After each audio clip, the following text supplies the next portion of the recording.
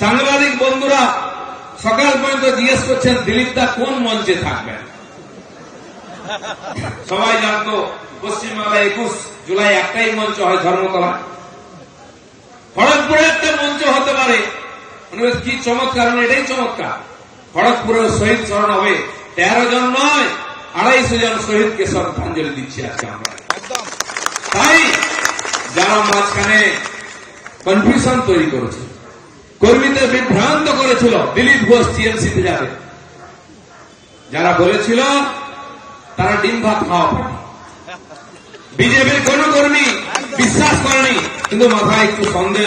দিলীপ দা জেনে রাখুন, রক্ত দিয়ে ঘাম দিয়ে পার্টি দাঁড় করিয়েছি, যতক্ষণ না নবান্নে ভারতীয় জনতা পার্টির নেতা বসেছে এই লড়াই চলবে।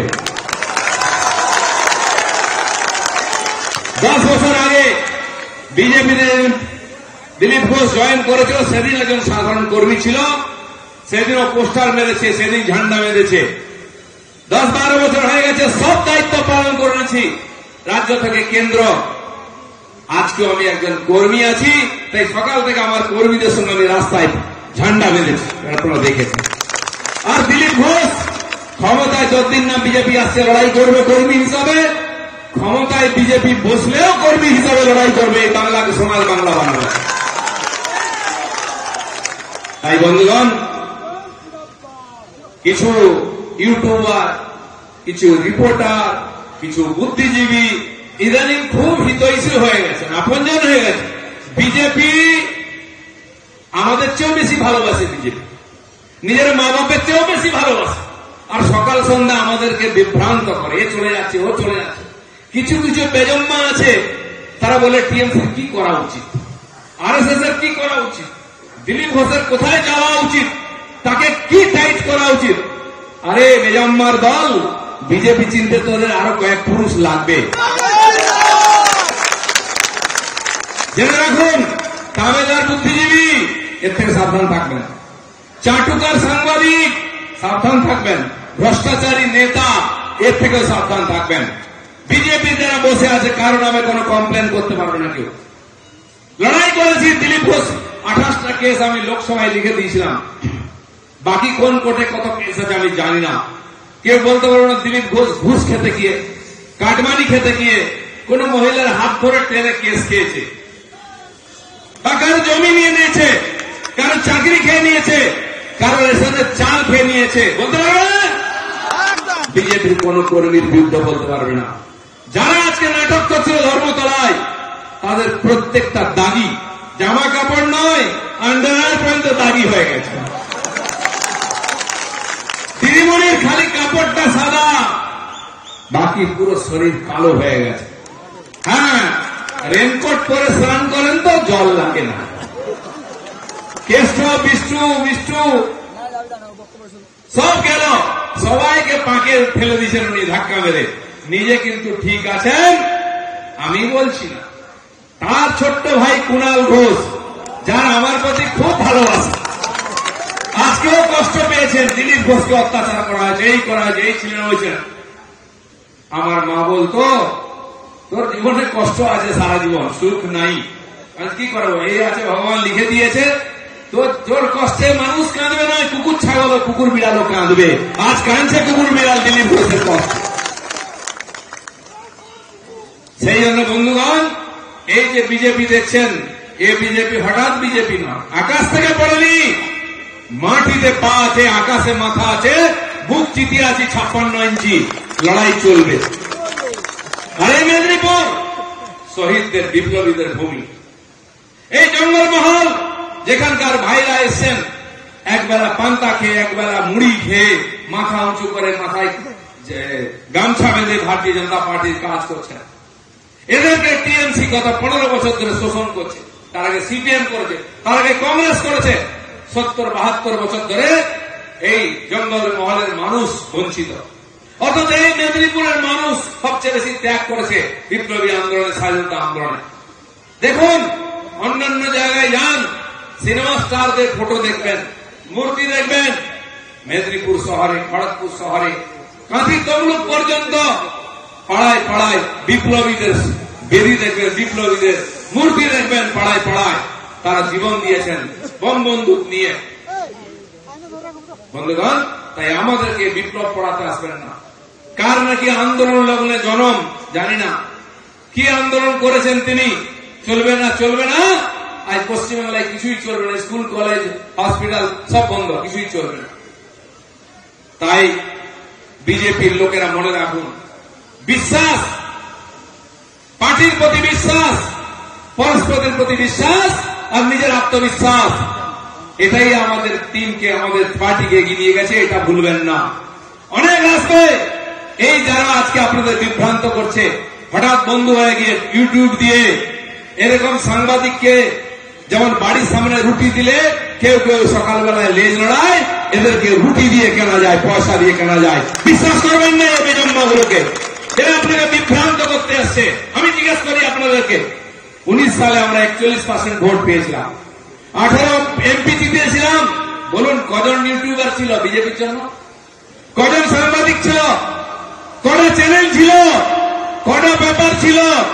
সারা দুনিয়ার বিরুদ্ধে টিএমসি চোখ রাঙানির বিরুদ্ধে লড়াই করে আমরা বিজেপিকে জিতিয়েছিলাম, প্রতিষ্ঠিত করেছিলাম। এই শয়তানের বাচ্চাগুলো জগৎ থেকে বিজেপির বন্ধু হয়েছে, আমরা হেরে চলেছি। ভোট নামছে, সিট নামছে, কোন পত্রিকা, চ্যানেল, ইউটিউব লাগবে না। আপনার আমার এই কবজির জোর, এটাই বাংলার পরিবর্তন করবে। কি বিশ্বাস আছে তো? বিশ্বাস আছে তো? নিজের কোমরের জোর, নিজের কবজির জোর আর পদ্মফুলে বিশ্বাস রাখুন, এটাই পরিবর্তন আনবে, এটাই বাংলায় সুশাসন আনবে, সোনার বাংলা করবে। এই কথাটা আমি বলতে এসেছি। আজ আমি দেখছিলাম দিদিমণি তার ভাইপো খুব ডায়লগ ছাড়ছিলেন, নতুন কিছু নাই, ওই পচা কথা বলতে বলতে শুরু করলেন, লোকেরা হাঁটতে আরম্ভ করল, লোকের টিভি বন্ধ করে দিল, বলে এই গত বছর ক্যাসেটটা চালিয়েছে, এটা নতুন কিছু না।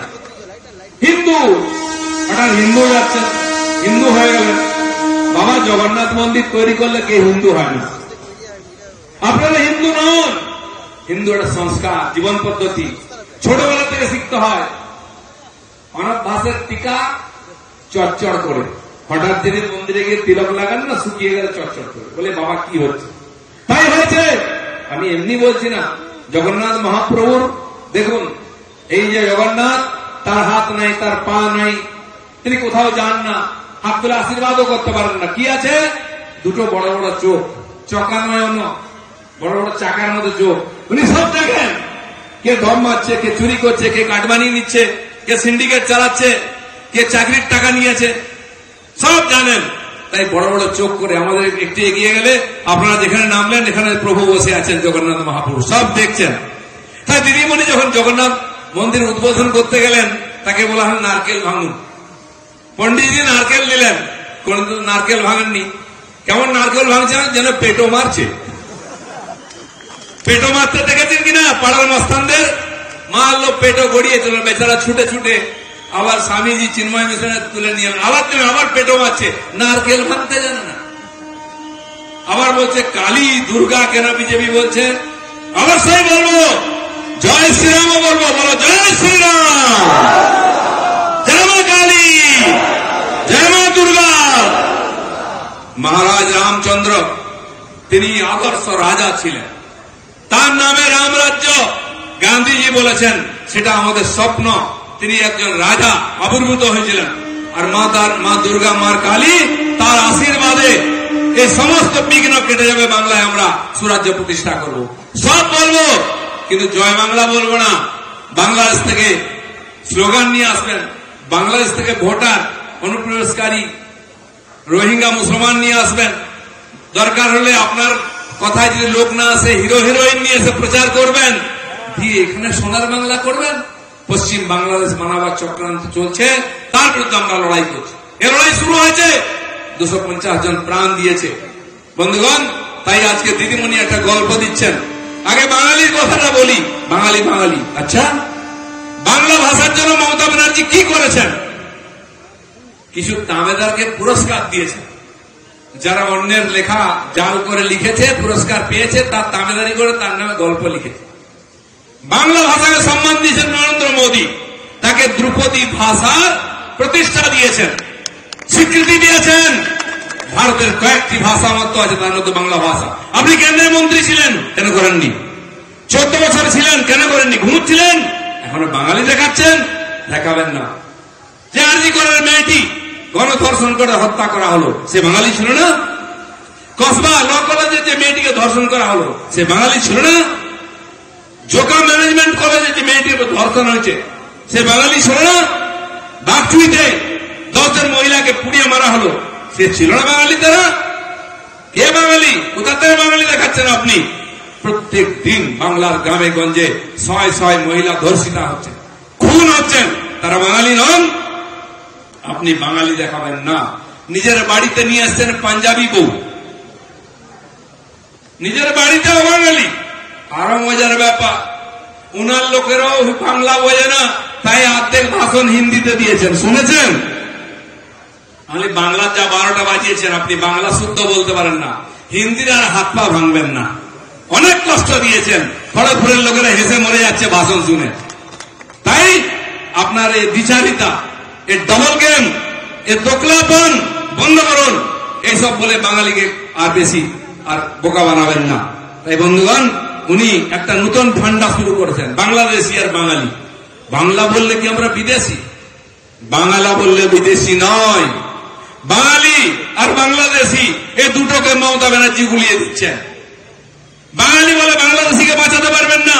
রোহিঙ্গা অনুপ্রবেশকারীতে ঢুকিয়ে মুর্শিদাবাদ দিয়ে, নদিয়া দিয়ে তাদের আধার কার্ড, ভোটার কার্ড বানিয়ে দিচ্ছেন, তাদেরকে আই কার্ড বানিয়ে দিয়ে ভোটার করে দিচ্ছেন।